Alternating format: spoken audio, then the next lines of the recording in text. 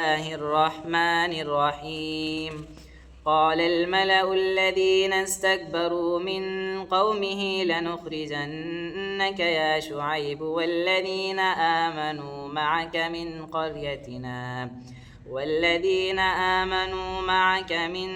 قريتنا أو لتعودن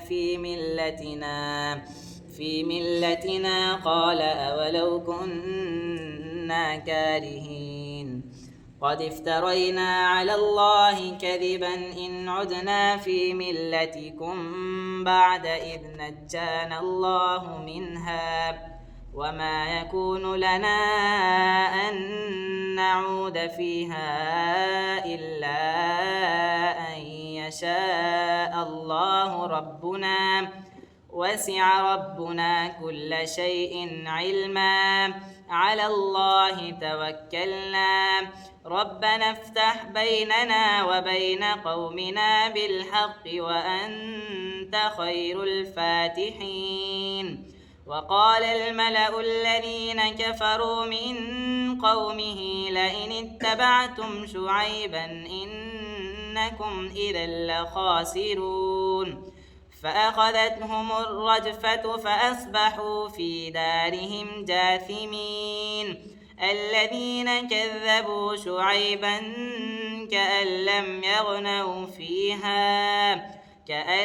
يغنوا فيها الذين كذبوا شعيبا كانوا هم الخاسرين. فتولى عنهم وقال يا قوم لقد أبلغتكم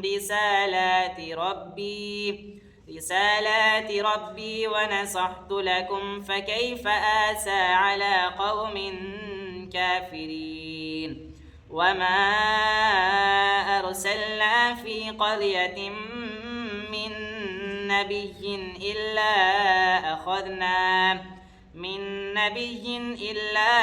أخذنا أهلها بالبأساء والضراء لعلهم يضرعون ثم بدلنا مكان السيئة الحسنة حتى عفوا وقالوا قد مس آباءنا الضراء والسراء فأخذناهم بغتة وهم لا يشعرون.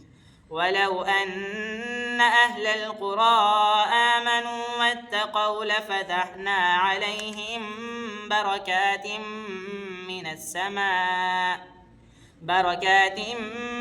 السماء والأرض ولكن كذبوا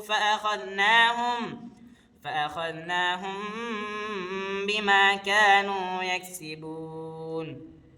أفأمن أهل القرى أن يأتيهم بأسنا بياتا وهم نائمون أوأمن أهل القرى أن يأتيهم بأسنا ضحى وهم يلعبون أفأمنوا مكر الله فلا يأمن مكر الله إلا القوم الخاسرون.